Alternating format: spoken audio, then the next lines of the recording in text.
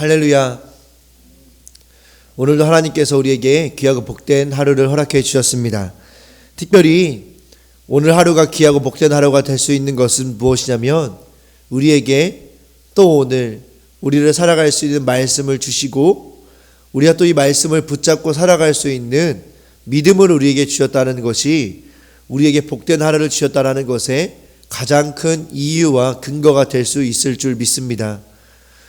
이 시간 하나님께서 우리에게 말씀을 주실 때에 그 말씀을 믿음으로 받아서 하나님께 영광을 나타내는 오늘 하루의 삶 가운데 또한 하나님 옆에 거룩을 이루어 드리는 우리의 삶이 되어지기를 축복합니다. 오늘은 창조주 하나님이라는 제목으로 함께 말씀을 나누려고 합니다. 오늘 이제 1절부터 6절까지 말씀해 보시면 할렐루야 우리 하나님을 찬양하는 일이 선함이여 찬송하는 일이 아름답고 마땅하도다. 여호와께서 예루살렘을 세우시며 이스라엘의 흩어진 자들을 모으시며 상심한 자들을 고치시며 그들의 상처를 싸매시는도다. 오늘 이 시는 누가 기록했는지 정확히 알 수는 없지만 또 그리고 언제 기록했는지 정확히 알 수는 없지만 지금 이 시인이 하나님을 찬양하고 있는 시기에 대해서는 우리가 생각해 볼 수 있습니다. 그것은 오늘 제가 방금 읽어드린 말씀을 통해서 볼 때에 예전에 이스라엘 백성들이 범죄해서 그 나라가 망하고 다른 나라에 포로로 잡혀간 이후에 그 포로로부터 해방되고 돌아와서 나라가 다시 회복되어지는 시기에 회복되어진 때에 이 시편을 만들지 않았겠는가라는 생각을 하게 되는 것입니다. 대표적으로 생각해 본다면 우리 성경에 나와 있는 대로 느헤미야 시절에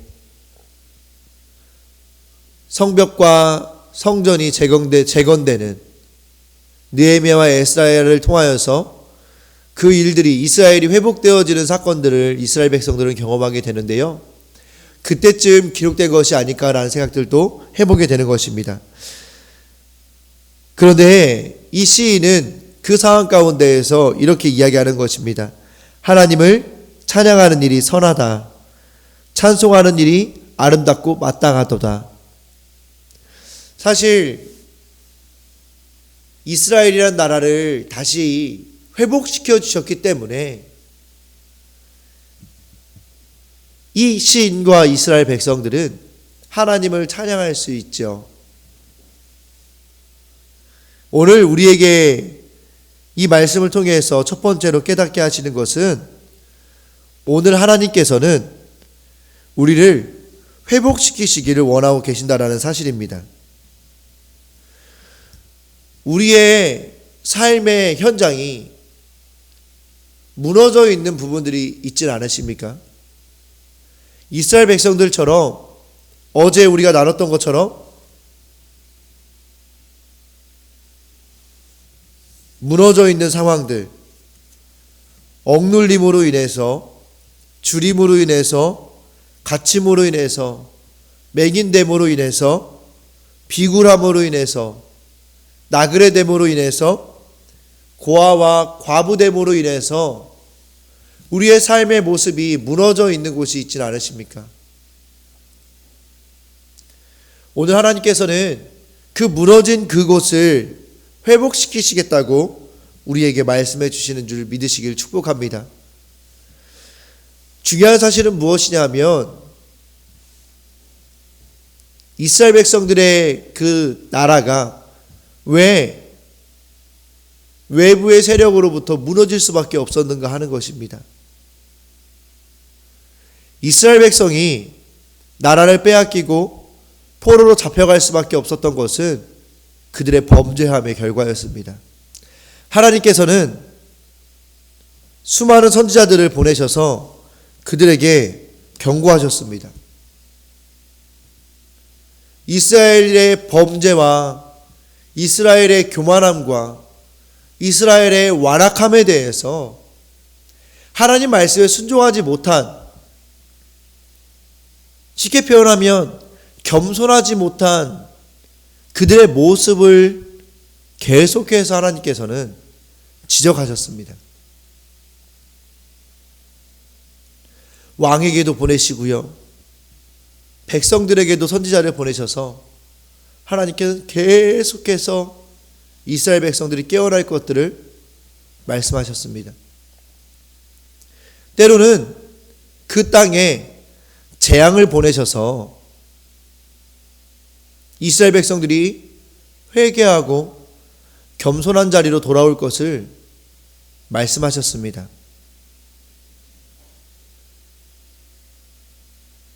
메뚜기 떼를 보내시기도 하시고요, 우박을 내리시기도 하시고요, 어떨 때는 왕의 실수로 인해서 그 땅에 전염병을 내리시기도 하시죠. 하나님께서는 이스라엘 백성이 겸손함의 자리로 돌아오기를 계속해서 말씀하셨습니다. 그렇지만 이스라엘 백성은 그 자리에, 교만함의 자리에, 죄악된 자리에 서 있으면서도 내가 지금 하나님 앞에서 최선을 다하고 있지 않습니까? 이만하면 됐지 않습니까? 또는 하나님의 뜻을 왜곡해서 전하는 선지자들의 말에 기울이며 자기에게 듣기 좋은 말만 하는 선지자들의 말을 기울이면서 그래, 우리는 괜찮아, 우린 잘하고 있어 라고 스스로 위로하면서 그 죄악된 자리에서 돌이키지 않았다는 것입니다. 이스라엘 백성들의 그 죄악의 결과가 이스라엘은 나라를 잃어버리는 것이었습니다. 그런데 오늘 말씀에서는 하나님께서 그 이스라엘 백성들을 회복시켰다는 것을 우리에게 보여주시는 것입니다. 어떻게 회복을 시켜주시냐면 하나님께서는 먼저 예루살렘을 세우셨습니다. 이 말이 무엇이냐? 나라라는 큰 울타리를 이스라엘 백성들에게 허락해 주셨다는 것입니다. 그리고 이스라엘의 흩어진 자들을 모으셨습니다. 국민들을 회복시켜 주셨다는 것이죠. 그리고 상심한 자들을 고치셨고 그들의 상처를 싸매셨습니다. 그가 별들의 수요를 세시고 그것들을 다 이름대로 부르셨다고 말씀하십니다. 하나님의 회복은 그냥 적당히 이렇게 해놓고 내가 너희를 회복시켰어 라고 말씀하시는 그런 회복이 아닙니다. 정말로 세심하게 하나부터 열까지 우리의 삶의 모든 영역과 내 안에 있는 모든 것들을 하나님께서는 회복시키시는 것입니다.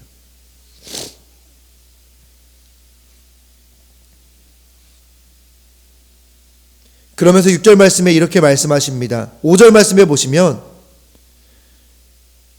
그 회복시키시는 하나님이 어떤 분인지 나오는데 우리 주는 위대하시며 능력이 많으시며 그의 지혜가 무궁하시도다.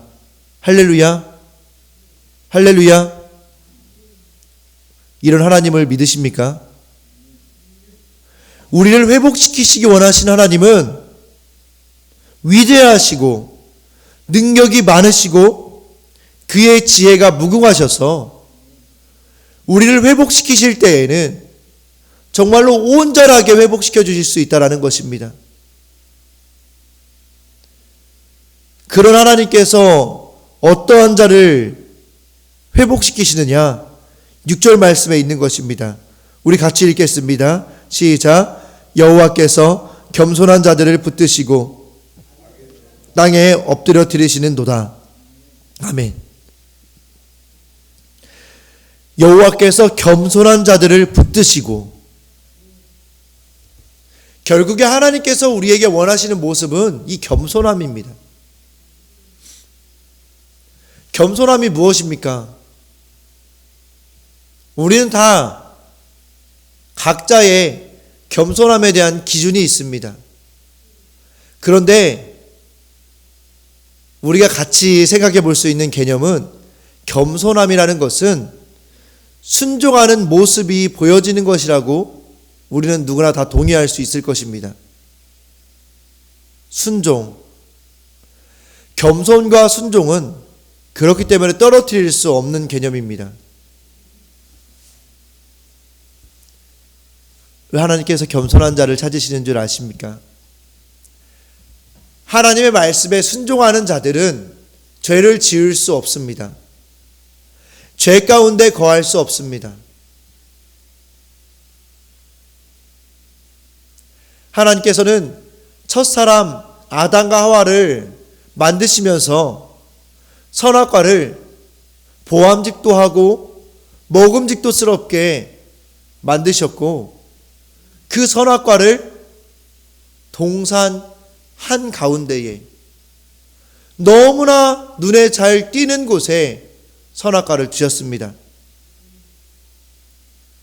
그리고 아담에게 말씀하셨습니다.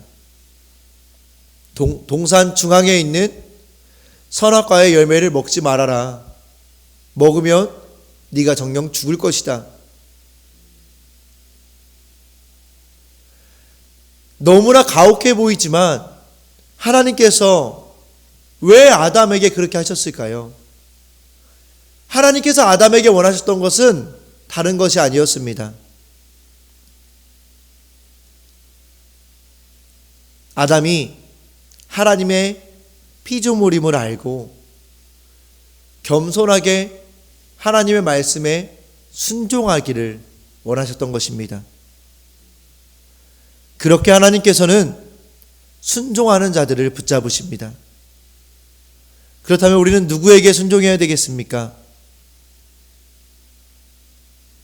당연히 오늘 우리에게 말씀하신 하나님께 순종해야 되겠죠. 하나님께 순종한다는 것이 무엇입니까? 우리에게 말씀하신 하나님의 이 말씀에 순종하는 것이 하나님께 순종하는 것인 줄 믿습니다.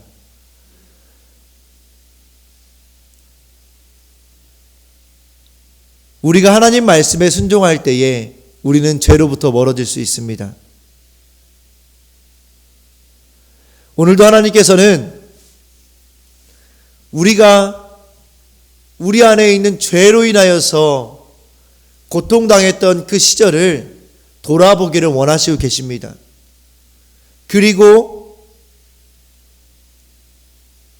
그 죄로 인하여서 무너진 그 부분을 오늘 회복시키기를 원하시고 계시는 것입니다. 우리 삶의 어딘가가 무언가가 어떠한 형태로든 무너져 있습니까? 그 안에 죄를 발견하시길 소원합니다.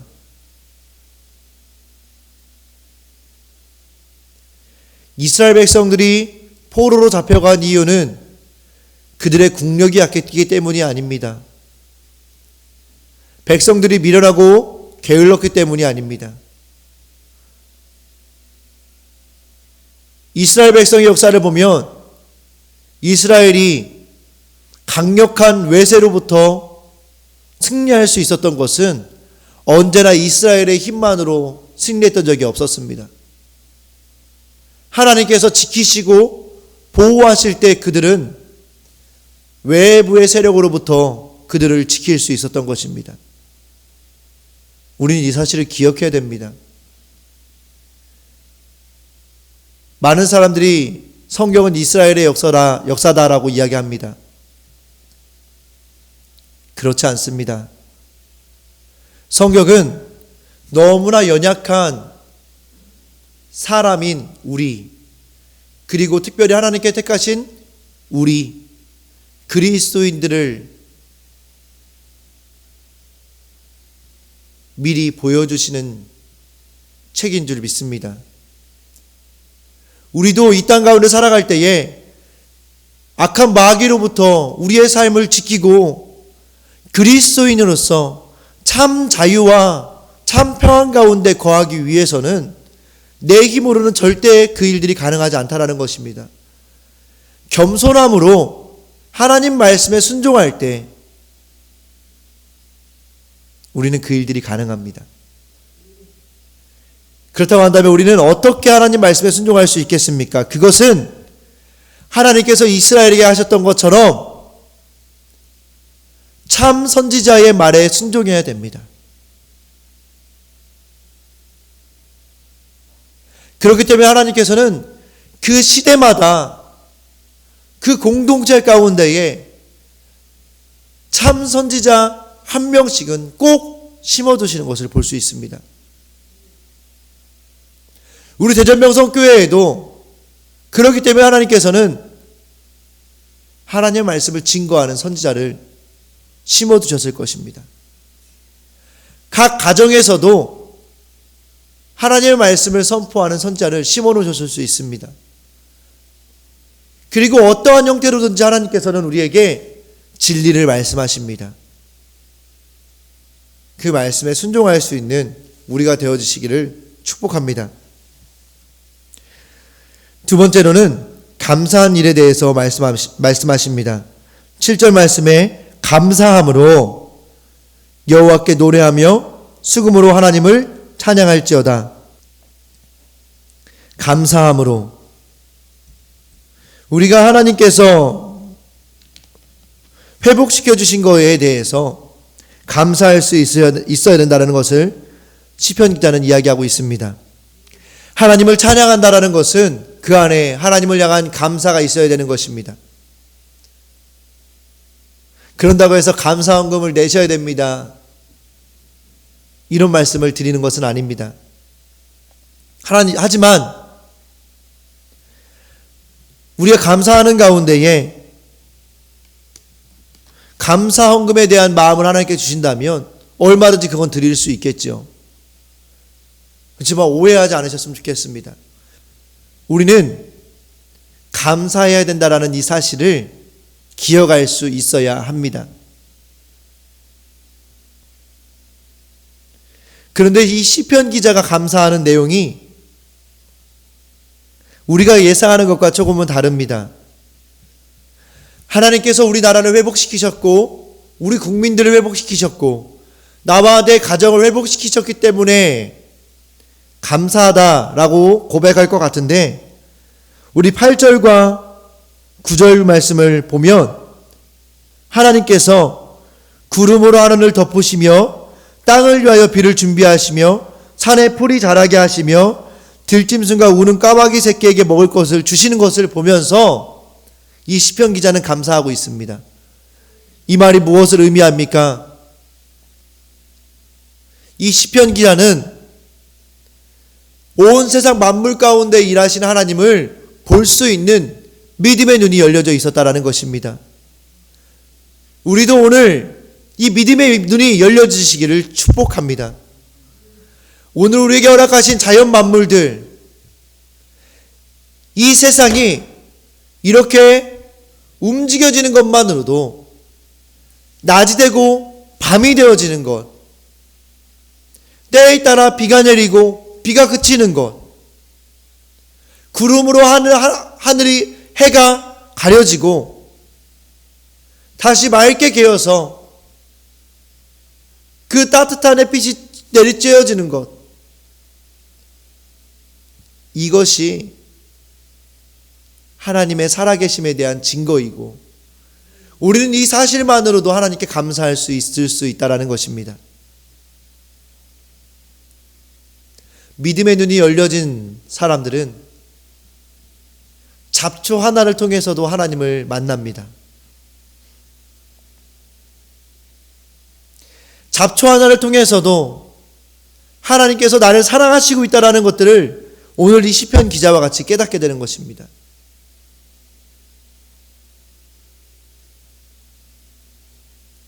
우리의 삶이 어떠하십니까? 잡초 하나에 하나님이 나를 사랑하고 계신다라는 사실을 깨닫는 삶을 살아가십니까? 아니면 믿음의 눈이 열리지 않아서 그저 매일매일의 삶에 치여서 잡초를 통해서 끊임없이 우리를 사랑한다고 말씀하시는 그 하나님의 음성을 듣지 못하고 그 잡초를 뽑아내시기에 급급하시진 않으십니까? 그 잡초를 그냥 짓밟고 지나가시진 않으십니까?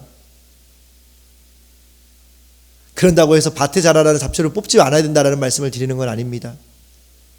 뽑아야 되겠죠. 그렇지만 그 잡초를 뽑으면서도 믿음의 눈이 열려있는 사람들은 하나님이 나를 얼마나 사랑하신지를 경험하고 깨닫게 된다는 사실입니다. 10절 말씀해 보시면 여호와는 말의 힘이 세다 하여 기뻐하지 아니하시며 사람의 다리가 억세다 하여 기뻐하지 아니하시고 여호와는 자기를 경외하는 자들과 그 인자하심을 바라는 자들을 기뻐하신다고 말씀하십니다. 말의 힘이 세다, 이게 무슨 말입니까? 말의 힘은 국방력을 의미합니다. 국력. 나라가 건장하다, 나라의 힘이 세다 해서 하나님이 기뻐하시는 것이 아닙니다. 다리의 힘이 억세다, 이 말은 무슨 말입니까? 개인의 능력이 출중하다라는 것입니다. 내가 무엇인지 할 수 있는 힘이 있다라는 것입니다. 하나님은 이걸로 인하여서 기뻐하지 않으신다는 것입니다. 제가 앞서 말씀드린 것처럼 이스라엘이라는 나라와 이스라엘의 백성들은 그 나라의 힘이 셌기 때문에, 그들이 지혜롭고 무언가 할 수 있는 힘이 있었기 때문에 외부의 세력으로부터 그들을 지켰던 것이 아닙니다. 하나님께서 지켜주실 때 그 나라는 지켜졌고, 하나님께서 지키지 않으실 때 그 나라는 무너졌습니다. 경외하는 자, 인자하심을 바라는 자, 그들에게 하나님께서는 믿음의 눈을 여시고 그들의 삶을 지켜가신다는 사실을 오늘 기억하시기를 축복합니다. 우리는 이 말씀을 통하여서 내가 의지하는 말의 힘과 사람의 다리는 무엇입니까? 하나님이 내 삶에 행하신 일에 감사로 반응하고 있습니까? 내가 가지고 의지하는, 어찌 보면 하나님께서 우리에게 주신 달란트가 우리를 하나님으로부터 멀어지게 하는 걸로 쓰여질 수 있다는 사실을 기억하시기를 축복드립니다. 그 달란트가 사람의 다리가 될 수 있다는 사실을 기억하시기를 축복드립니다. 이 사실을 기억해야만이 우리가 온전히 하나님을 경외함으로 설 수 있는 것입니다. 마지막으로 또 한 번 시편 기자는 12절 말씀을 통해서 예루살렘아 여호와를 찬양하라, 시온아 내 하나님을 찬양할지어다 라고 말씀하십니다.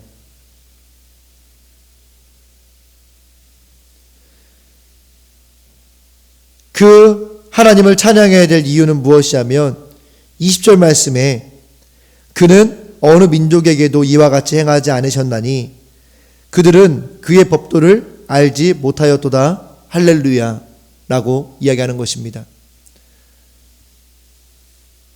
13절에서부터 19절까지 말씀해 보시면 하나님께서 이스라엘 백성들에게 얼마나 세심하게 그들을 지키시고 보호하셨는지를 말씀하시고 있습니다. 그런데 중요한 사실은 무엇이냐? 계속해서 반복적으로 말씀하시는 것이 무엇이냐 하면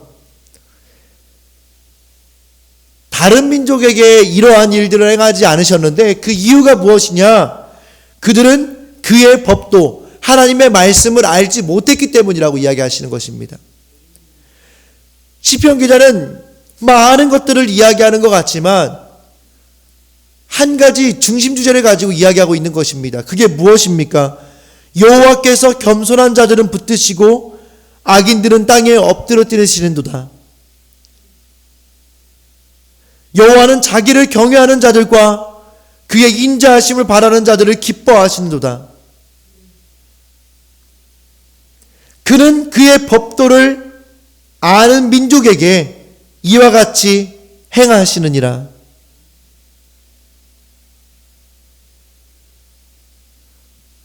한마디로 어떤 자들입니까? 하나님의 말씀을 알고 겸손함으로 그 말씀에 순종하는 자들을 하나님께서는 회복시키시고 세우신다라는 것을 오늘 이 시편 기자는 우리에게 말씀해 주시고 있는 것입니다.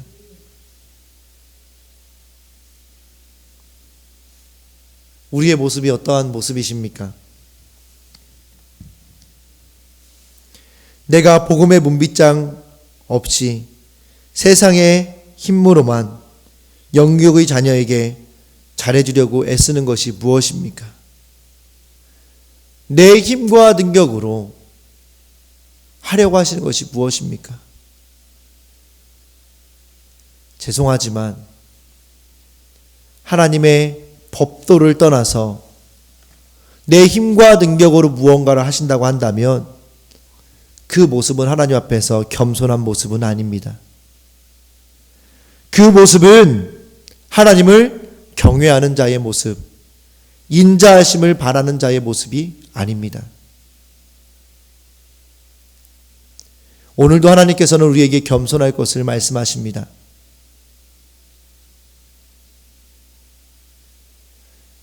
오늘 이 아침 너무나 소중한 이 이른비 기도회 가운데에 하나님께서는 우리의 오늘 하루의 삶의 생명을 위하여서 과연 내가 겸손함으로 하나님을 경외하고 있으며 하나님의 말씀에 순종하고 있는가를 점검해 보시길 원하십니다.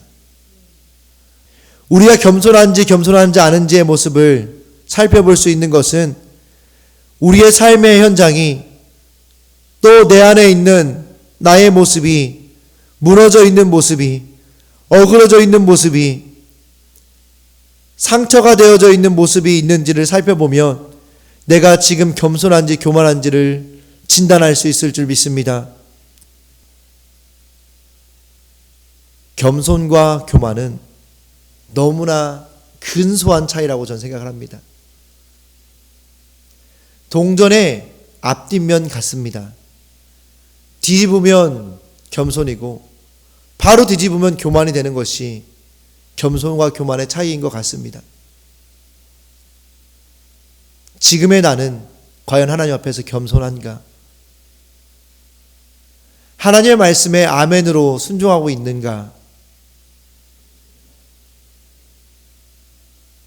이 사실을 오늘 이 시간 하나님 앞에 묵상하심으로 오늘 하루 겸손한 자가 되어서 이제 오늘 하루를 시작으로 해서 겸손한 자가 되어서 하나님을 경외하고 하나님의 인자하심을 바라며 하나님의 법도를 지키는, 그래서 하나님께서 우리의 삶을 지키시고 회복시키시는 은혜를 경험하는 사랑하는 우리 대전명성교회 성도님들 되시기를 축복합니다.